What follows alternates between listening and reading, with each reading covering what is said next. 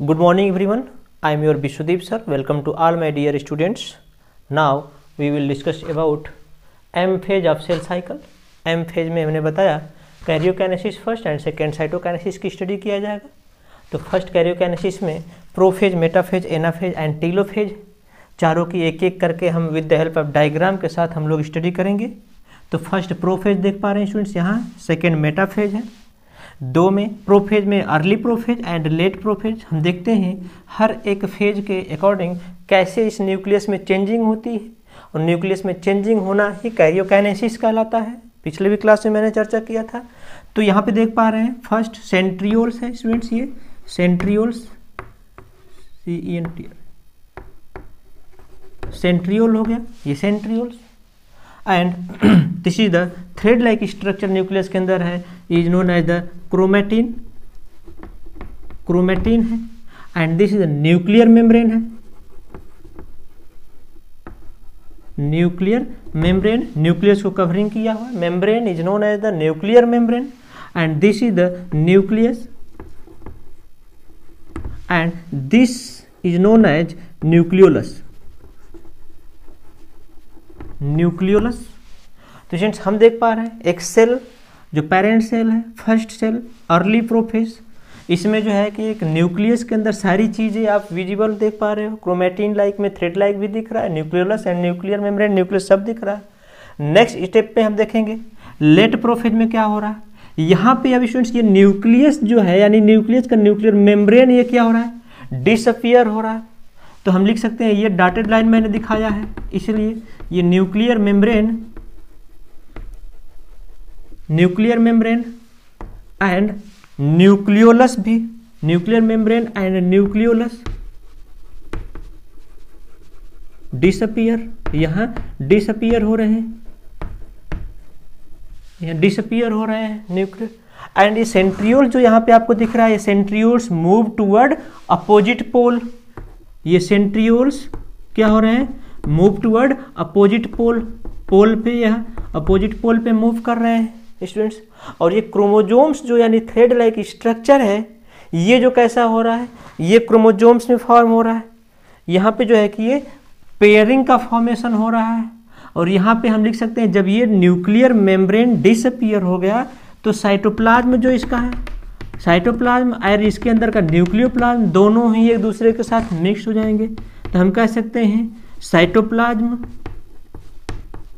Cytoplasm mixed with, cytoplasm mixed with nucleoplasm, nucleoplasm, cytoplasm किसके साथ, nucleoplasm के साथ मिक्स हो गया। और यहाँ पे हम देख पाएंगे स्टूडेंट्स नेक्स्ट में, नेक्स्ट स्टेप में हम देख पा रहे हैं ये जो है कि क्या हो गया, क्रोमोजोम्स जो होता है डबल होने लगता है, यहाँ पे रिप्लिकेशन होने लगता है, ये क्या कह सकते हैं, रिप्लिकेशन। क्रोमोजोम्स या क्रोमैटिन क्या होते हैं, रिप्लिकेशन होने लगते हैं, डबल होने लगता है। नेक्स्ट मेटाफेज में हम आएंगे।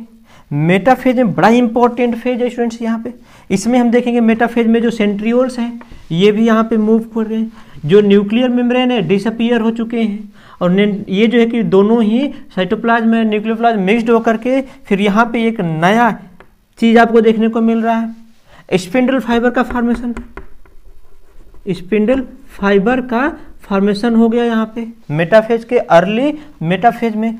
अब यहाँ पे जो क्रोमोजोम्स हैं ये पेयर्ड हो चुके हैं, ये क्या हो गए, पेयर क्रोमोजोम, पेयर्ड क्रोमोजोम में फॉर्म हो गए,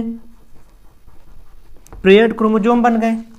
ये जो है सेंट्रियोल्स यानी पोल, दोनों अपोजिट पोल पे सेंट्रियोल्स मूव कर गए। स्टूडेंट्स इसमें एक चीज आपको दिखेगा, इक्वेटर लाइन भी फॉर्म हो गया, इक्वेटर लाइन का भी फॉर्मेशन हो गया है किसमें, मेटाफेज में। एक इंपॉर्टेंट यहाँ पे हम ये चीज देख पाएंगे कि ये जो है कुछ इस तरह से स्टार लाइक स्ट्रक्चर दिख रहा है सेंट्रियोल्स का, हम कह सकते हैं arises, arises radiating fiber, radiating fiber, radiating fiber as like star, as like star की तरह से, इसलिए हम इसे कहते हैं कॉल्ड एस्टर, इसलिए हम इसको एस्टर कहते हैं। ये कंपटीशन के एग्जाम में पूछ सकता है। एंड 2 नंबर ऑफ यह एस्टर है, स्टार लाइक स्ट्रक्चर है, इसलिए हम इसको एम्फी एस्टर भी कहते हैं। एम्फी एस्टर और ऑल्सो कॉल्ड एम्फी एस्टर भी कहते हैं। स्टूडेंट्स, ये जो पेयर्ड क्रोमोसोम्स देख पा रहे हो आप, ये जो है कि इक्वेटर लाइन पे अरेंज्ड नहीं है। जैसा कि नेक्स्ट स्टेज में हम देखेंगे लेट मेटाफेज में कि अब ये इक्वेटर लाइन पे क्रोमोसोम्स, पेयर्ड क्रोमोसोम्स क्या होते हैं, अरेंज्ड हो जाते हैं। तो यहाँ पे नेक्स्ट स्टेप में देखते हैं क्या चेंजिंग आती है। Adjust same spindle fiber, spindle fibre, same spindle fibre, और ये पोल होगा, अपोजिट पोल, दोनों ही सेंट्रियोल्स मूव कर चुके हैं।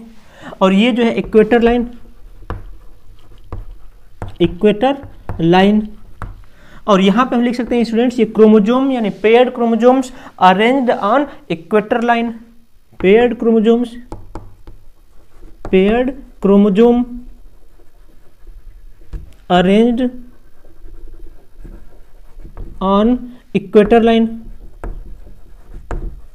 Equator line, paired chromosomes equator line पे अरेंज्ड हो चुके हैं।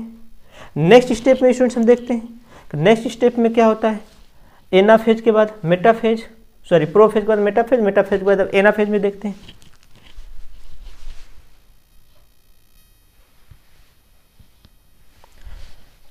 नेक्स्ट स्टेप में देखते हैं एनाफेज। एनाफेज में early anaphase and let anaphase. Anaphase में भी हम देखेंगे ये पोल है, जो स्पिंडल, जो पोल है यानी कि सेंट्रियोल्स, ये स्पिंडल फाइबर है, स्पिंडल फाइबर। इसमें जो हम देखेंगे this is the equator line, equator line. यहाँ पे क्रोमोसोम्स जो थे, इसके पहले वाले डायग्राम में आपने देखा मेटाफेज के, लेट मेटाफेज में कि जो क्रोमोसोम्स जो थे अरेंज थे इक्वेटर लाइन पे।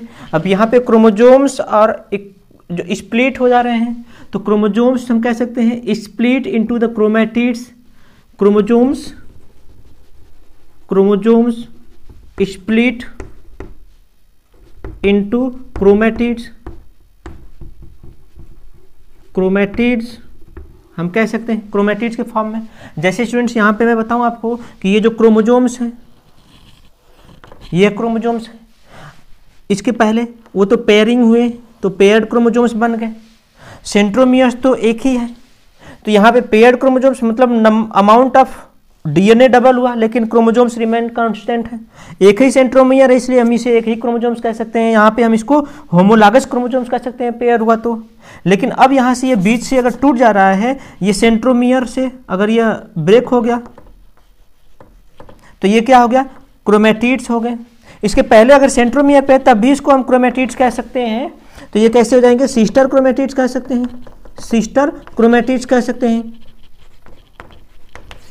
बट यहाँ पे यह chromosomes split into the chromatids, ये सेंट्रोमियर से हटा, ये काइनेटोकोर लगा हुआ था यहाँ पे, ये इंटरजोनल फाइबर का फॉर्मेशन होता है। यहाँ पे हम दिखा सकते हैं आपको, ये बीच में जो होगा यहाँ पे कुछ इस तरह से, this is known as the interzonal fiber, interzonal fibre.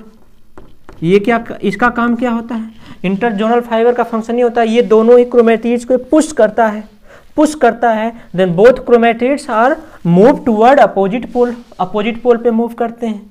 तो यहाँ पे हम देख पाए कि ये क्रोमैटिड्स में ब्रेक हुआ। अब ये जो है नेक्स्ट स्टेप लेट मेटाफेज में, सॉरी लेट एनाफेज में, ये जो है कि centriole and spindle fiber, spindle fiber, equator line, equator line. यहां पे हम कह सकते हैं अब यह chromatids, chromatids move toward opposite pole, opposite pole. But ये मूव कैसे करेगा, नेक्स्ट स्टेप में आइए देखते हैं। ये मूव करता है तो सबसे पहले यहाँ पे आपको कुछ मूवमेंट दिखाई दिया, लेकिन वो मूव करके जाकर कहाँ होते हैं, ये क्रोमैटिड्स अटैच्ड हो गए कहाँ, हाँ स्पिंडल फाइबर पे, chromatids attached attached on spindle fiber, spindle fibre पे अटैच्ड हो गए। अब ये स्पिंडल फाइबर पे अटैच्ड हो गए, फिर धीरे धीरे अपोजिट पोल पे चले जाएंगे। यहाँ पे इक्वेटर लाइन भी दिख रहा है आपको, इक्वेटर लाइन। बट अब नेक्स्ट स्टेप में हम देखेंगे स्टूडेंट्स कि ये जो है इक्वेटर लाइन यानी स्पिंडल फाइबर, ये क्या करेगा, धीरे धीरे यहाँ डिसअपियर होगा। अर्ली टीलोफेज में स्पिंडल फाइबर डिसअपियर होगा एंड फिर से ये nucleolus and nuclear membrane and nucleolus reappear हो जाते हैं। Nuclear membrane and nucleolus reappear हो जाते हैं।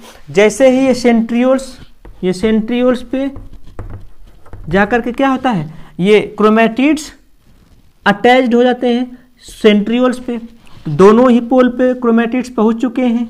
Nuclear membrane and nucleolus reappear हो चुका। तो ये 2 डॉटर न्यूक्लियाई का फॉर्मेशन आपको दिख पा रहा है सीधे सीधे स्टूडेंट्स, यहाँ 2 डॉटर न्यूक्लियाई बन चुके हैं।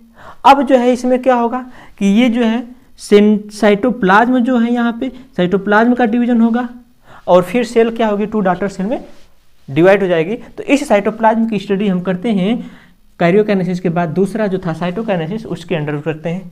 तो देखते हैं नेक्स्ट स्टेप में क्या होता है।